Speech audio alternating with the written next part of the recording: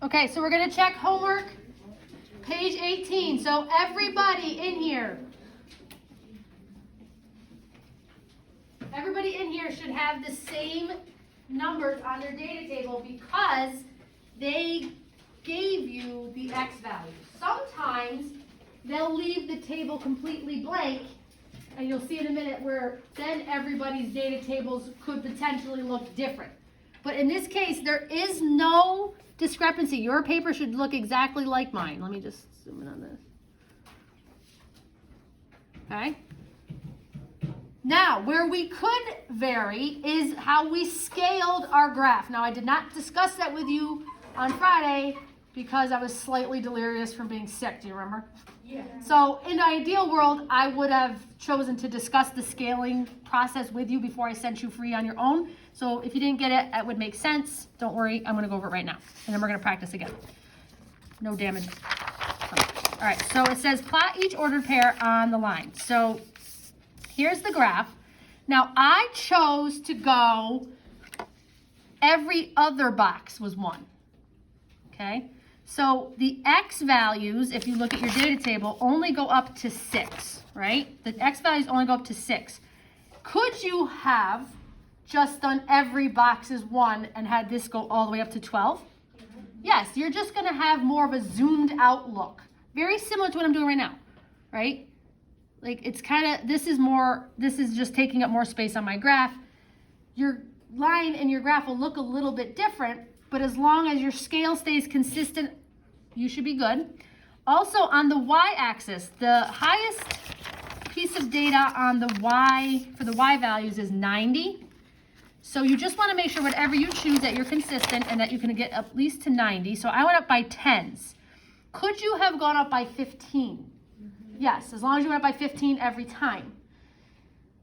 So this, if the scales are different compared to what I have, your line might look a little different. And if you want me to double check it and to see if it's right, I will do that. But just make sure you plotted your points correctly, and you should have a straight line that passes through the origin.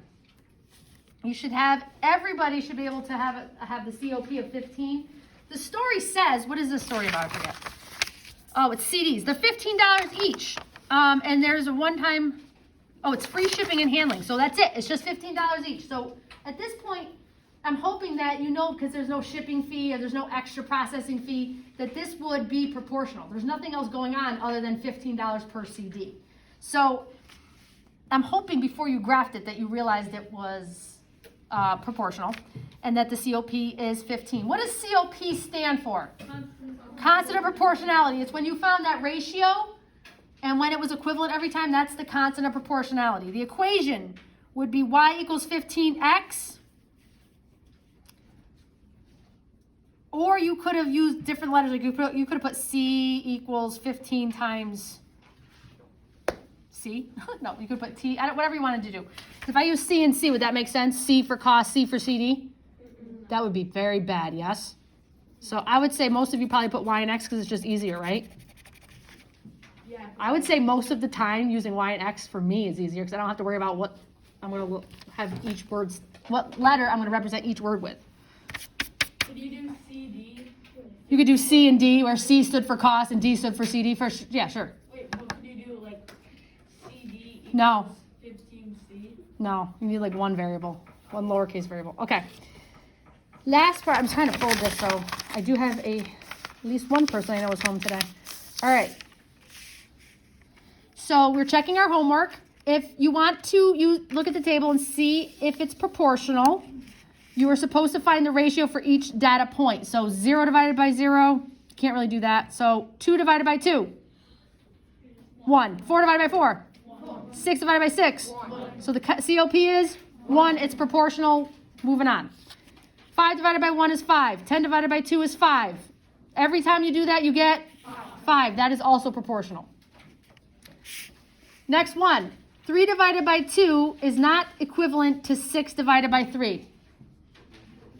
That's enough. Is it proportional? No. So at this point in our game, we are not going to do anything else with that. Okay? Eventually, we're going to change that. Number 4. So essentially, I'm telling you that these relationships are proportional, which is really important because if they're proportional, they have a constant of proportionality.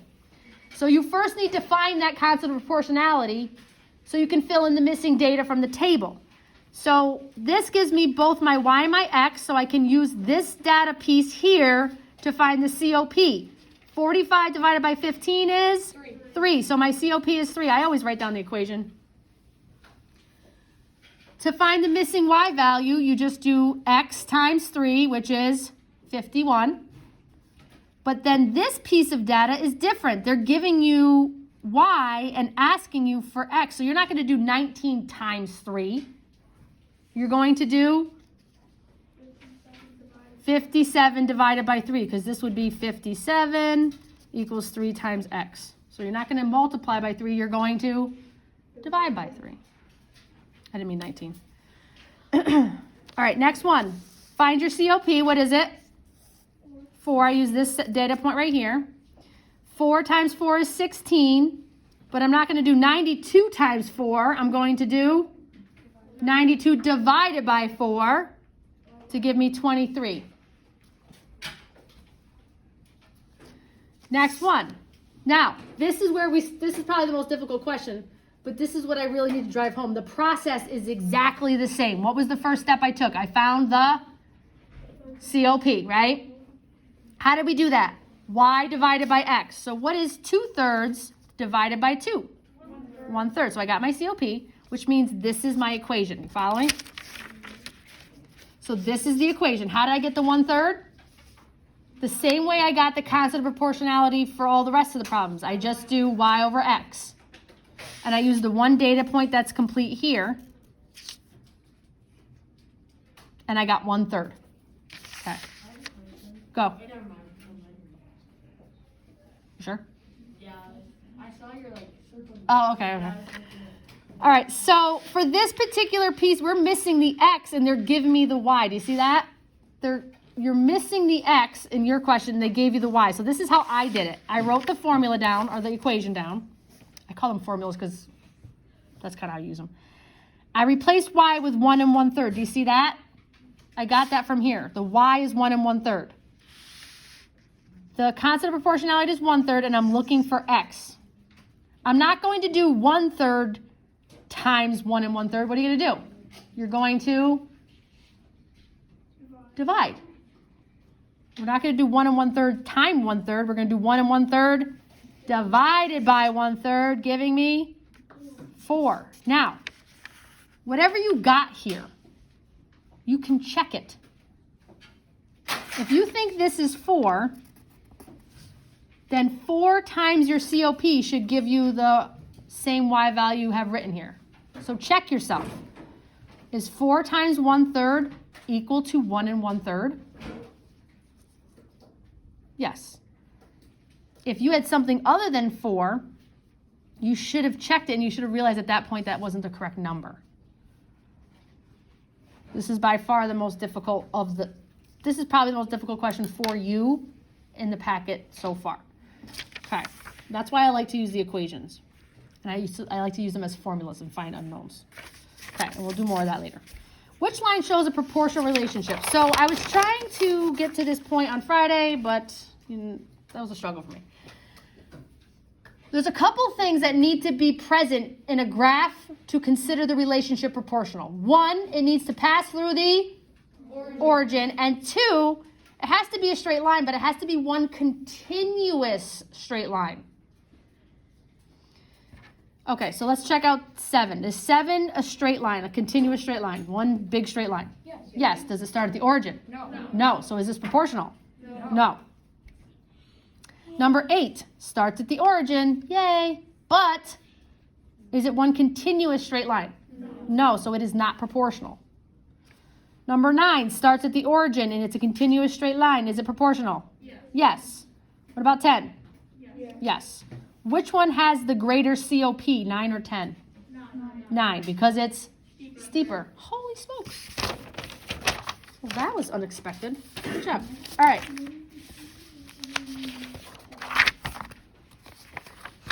Where are we going? We're going to page 20.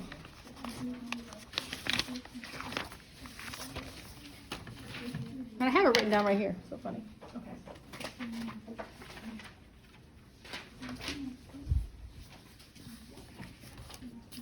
Let me grab a blank pen. Okay. Number 20 says we're on page 20, people at home. Mrs. Goodnow is hosting a high school graduation party for her daughter. She wants to have pulled pork sandwiches. Dinosaur Barbecue charges $12 per pound for their pulled pork. There we go. Okay. Identify the independent and dependent variable. So this is going forward in your life. This is definitely something that you'll be held accountable for a lot in science. Most of the time, the way we set up problems in math, it'll be easy to figure out which one's which, and I'll show you a little bit going forward. Something's usually filled out that will hint to you. But for this one, it's kind of, we're going from scratch. So I want you to, because we want to have you have sort of an understanding of independent, dependent. Does the number of pounds I get depend on how much they charge? Or does the amount that I pay depend on how many pounds I get? The amount you pay depends on how much you buy. I mean, you could argue that, but for the most part, so which one's the dependent variable? Which one does it depend? Go. The money. How much you spend depends on how many pounds you buy. So typically for and you'll see like this happens a lot. The total cost or you can just put cost is typically the dependent variable. It depends on that's fine. It depends on how many pounds you order, right?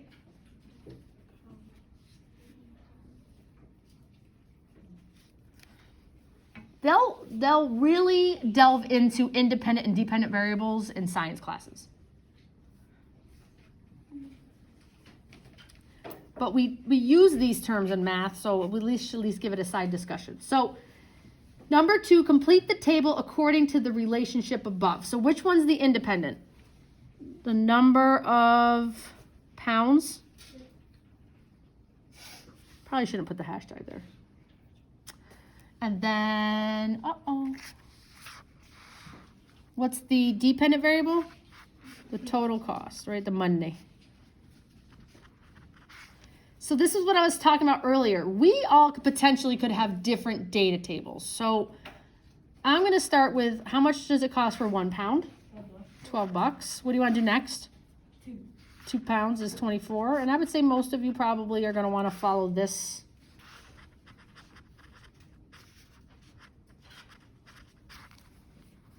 At this point, this should be very easy for you. There's no added fees. There's no catch. There's nothing like the baseball question. It's just $12 per pound. So now you're going to go ahead and scale your graph. So which goes on this, what's this axis right here? This is hard for, what's this axis right here? That's the X, and that's going to be our number of pounds. Good. Number of pounds. I don't know why I keep using the hashtag. It's Monday. You should probably put number of pounds. And then the y-axis is going to be your total cost in dollars. Okay, so how are we going to scale this? So the x-axis only has to go up to 5. So could we do every other? Like 1, 2, 3, 4, 5? That fits, right? You could make this go 1, 2, 3, 4, 5, 6, 7, but that's not called a best fit graph. So it's not ideal. In math, we won't take off for that. As long as it works, we'll take it. But in science, they'll start taking off for that. So it's at least worth talking about. Now, the largest piece of data on the y, for the y variable, is 60. So could we go up by tens? Yes. 10, 20, 30, 40, 50, 60. Does that work? 20s. Do you want to go up by 20s? 20, 40, 60. That's not going to, that makes it teeny tiny inky dinky. You know what I mean? 5. How about 5? 5, 10, 15, 20, 25, 30, 35, 40, 45, 50, 55. 55. I can't get that quite to work, so we're going to have to go up by tens. Oops.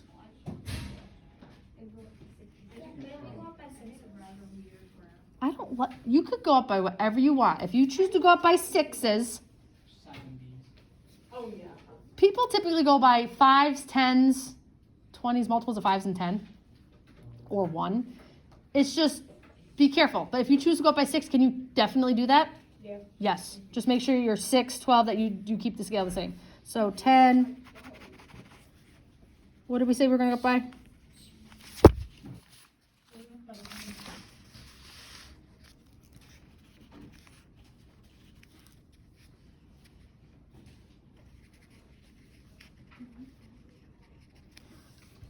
I couldn't fit the 5.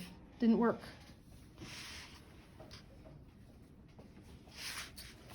Okay. Now look at, this is what I had originally. Okay. So originally, when I did my key, I started at 0, 0. That's okay, right? Mm-hmm. Also, you might find that some of you did like 0, 2, 4, 6, 8 pounds because you want to see how much it is to order a lot, right? Like, how much is it going to be to order like 20 pounds of pork? You know, so as long as your calculations are correct and your scaling is done well, everybody's answers could look different. Do you understand? So here's my table that I did, and I was able to go up by 5s. You see that? Because my data only went up to 48. Or you could have chose to maybe eliminate this piece of data if this was the table you were using. As long as your scales are consistent. Right, you're not changing halfway through and all of a sudden going up by 10s. If you start going up by 5s and then change and start going up by 10s, that's going to be wrong, right? And as long as you plot your points correct, your graphs could look different. That was a big question in period 1 today. Everybody's graphs kind of look different on the homework. But they all were correct. So what's the COP? 12, because $12 per pound. Mrs. Goodnow has 250 people invited to the graduation party and needs 50 pounds of pulled pork. How much is that going to cost? Does this 250, is that a significant piece of information for this question? The 250? Do any of the variables represent number of people? No. So this is like extra information. Ever hear about that in math? They kind of give you more than you need. So we're going to plug 50 in. So it's 50 pounds.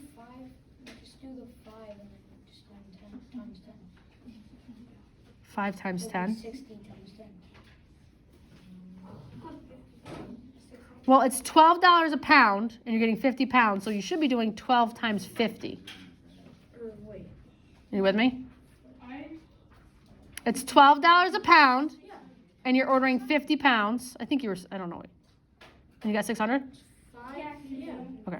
I went up by 10s, and it's 5 for... You're fine. Did you get 600? I get what you're saying. Yeah. Okay. You calculated it just a different kind of way, but it's all good. Okay, because it's not asking you to show this, right? Does it ask you to show all this that I did? No. So if you got the 600, you're good, okay? At this point. Number 6 is different. So number 6, I have the answers there, says she called Limp Lizard and they said they would give her 60 pounds for $750. Is this a better deal? So this question, I'm gonna write y equals kx. That's our general equation, right?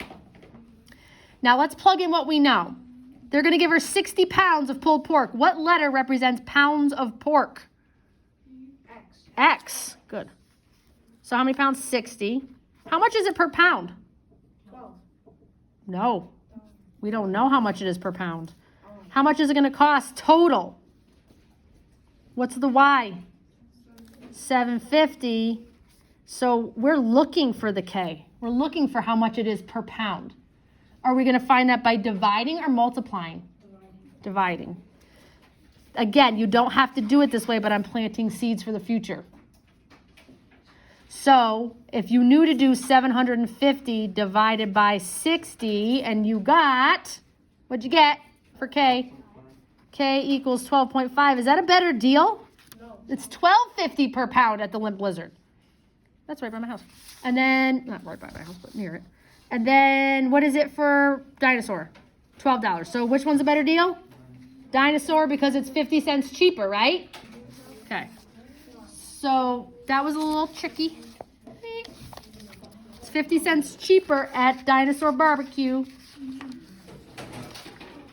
Okay.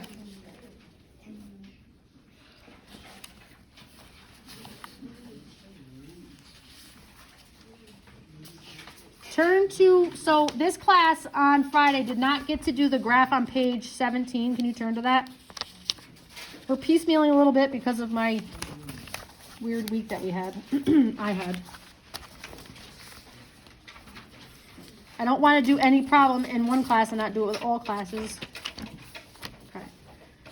So this was talking about, do you remember on Friday we did like grab that dough and the money game, and the guy, Stanley, after 6 questions, doubled the money? So on page 16, Claire, this guy got $120 every question he got correct up until the first 6. And then after 6, he earned double that, 240 per question. So we were talking about that here. I don't think I posted the videos. Claire, if you want me to post that, I'll have that posted. Okay. So now they want you to graph both relationships on this table here. So what I did is I have to turn back to my packet and see Dorothy, like what her graph looked like. Dorothy. Do you remember what her table looked like? No. So you should probably go back and look, right? Do I have one here?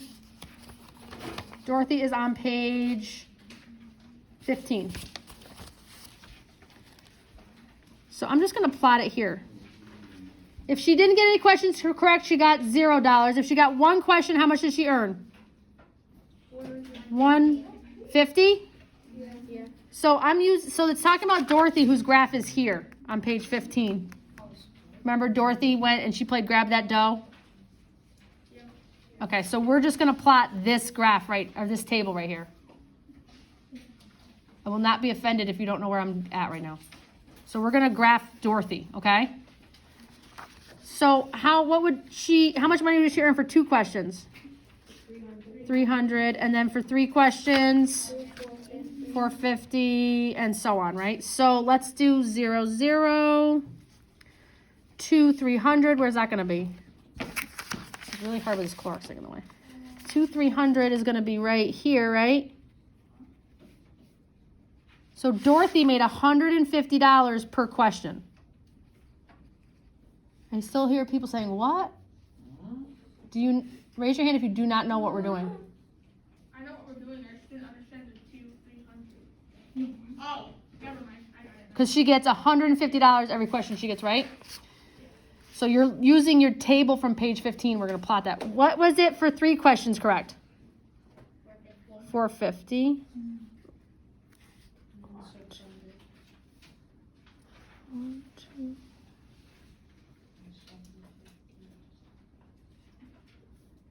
That's not right. That's got to be like here, right? Do you know how I caught that? That point was off right here. Do you know how I caught that just now? If this is proportional, what should my graph look like? A straight line. If that point was going to go here, this was going to kink up a little bit, and that's not a straight line, so I knew I just plotted that wrong. So it allowed me the opportunity to go back and figure out what I did wrong. Do you understand? I know it has to be a straight line because she's getting $150 per question. It's a proportional relationship. Proportional relationships, when they are graphed, are continuous straight lines. So I knew this was wrong right here. All right, so then what's the next one? So how much did she get for 4? 600. Okay, I think that should be enough. 600, that's an easy. So now, see 4, 600 right here? And 0, 0? Do you see these 2 points? Those are really important points. Listen up. Those are perfect points of intersection. I'm not estimating like I did here. See how I kind of messed up right here? I didn't estimate correctly. I don't have to estimate at all. When she gets 4 questions, it's 600. It's a perfect point of intersection. Sometimes people call it a friendly point. These 2 I had to estimate. Do you see the difference? So when I go to make my line, I definitely want to make sure I hit through these 2 points because I know for sure those are solid exact points. So I'm going to connect my dots because I know this is going to be a continuous straight line because it's proportional. We talked about that. Now I don't have a ruler, so should I sketch it? No, I'm gonna get a piece of paper, maybe like your yellow sheet or something. Or another rigid straight edge. I'm gonna definitely line these 2 points up. I'm gonna draw my line. It's gonna extend outside my graph, and I'm gonna label it either y equals 150x or Dorothy. You have to label though. So there's a point on the regions for not labeling. But Stanley's different. Stanley. At first he makes, for one question, how much does he make? 150? 120. What about for 2? 240. Then for 3? 4? No. How much money will he earn if he gets 4 questions correct? You guys should have your tables on page 15. You should have this already filled in. 480. What about for 5 questions? 600. Oh, I like that point right there. You know why? It's a perfect point of intersection. So I really like this point and this point because they're perfect points of intersection. So these I'm going to have to estimate probably a little bit, it looks like, right? So 0, 0 for Stanley, and then I know for sure that it's going to be 5, 600. Do you see that? So I know those 2 points are definitely in. How much does he earn for 6 questions? Correct. It's on page 15. 720. So I'm going to have to estimate that one a little bit, right? 720. So 700 is halfway, so maybe a little up from that. And then what happens? So how much does he now earn for 7? So for the first 6, he got 720. And then for the 7th question, you're going to add how much money? 240. So what's 720 plus 240? 960. So 960. Where's that? It's almost up here, right? How much is he going to earn for 8 questions correct? So it's going to be the 720, $720 for the 6 questions, and then add to that how much? 2 times 240, right? So he gets, you're following? 720 for the first 6, plus he gets 2 times 240 for the additional 2 questions. Am I making sense? So this is the first 6 questions. He gets 100. He gets 120 each, right? After that, he earns 240 per question. So how many past the 6 are we on? If he answers 8 questions correct, 2 of the questions he'll be receiving 240 each for. So 240 for this one and 240 for this one. How much is that? 1,200. That's going to be a perfect point of intersection. I'm excited about this one. So let's plot 8, 1,200. This is a little harder than we're going to expect you to do on the test. What about 9? So now we're 3 questions. So the first 6 questions he earned 720, and then these 3 questions get 240 each. So we're going to do 720 plus 3 times 240. Can you see? That gives me 1440. 1440. Where's 1440? Uh-oh. Just rose above Dorothy. This is looking funky, right? And then let's do 10. So now you're on, if he gets this 10th question correct, these 4 questions he will have earned 240 apiece for. So you have the 720 plus 4 times. Get it? 240. If you don't get it, what should you do? Star it or ask. So star, like right here. So if you have a chance to come see me after school, or if you have me for study hall, you can come up to me and say, you can go through your whole note packet and say, I didn't get when you said this. Flip to the next star, I didn't get what you meant when you said this.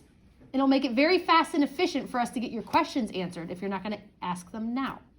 Star for stuff you don't get in class during the notes. Circle for stuff you don't get on homework. And then when we get IT time back, We can take care of the stars and the circles. Go ahead, Tyler. You said you have like 240 questions. Did you put 4 240 questions? So now we're on, if he gets 10 questions correct, he'll have all 4 of these questions, he'll get 244. So 240, 240, 240, 240. I thought he only got 2 240 questions. Yeah, he only got 2.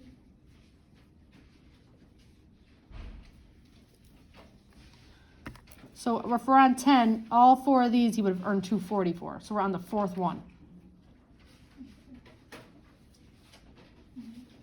So how many questions, if he gets 10 right, how many questions will he have answered correctly at 240 apiece? Only 4 at 2. So these 6, he gets 120 apiece. Okay?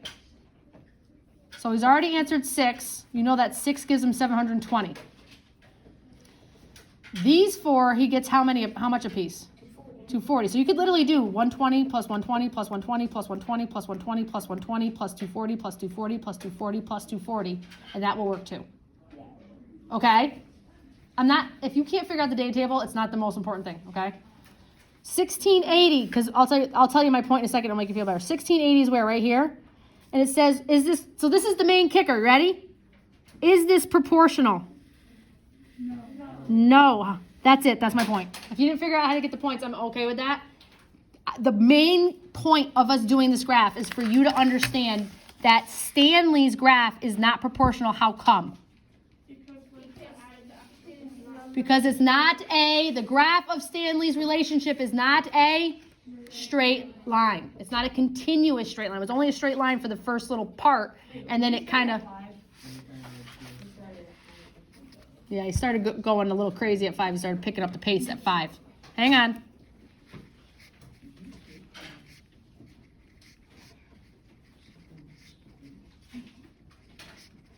Hang on. So even though it starts at the origin, Stanley's relationship is not proportional because the graph of his relationship is not a straight line. Hang on.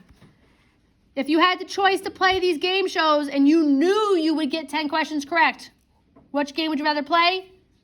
Stanley's, because Stanley at 10 makes more money. Question. I was saying if I could go to the bathroom. Yes, that's an easy question. Okay.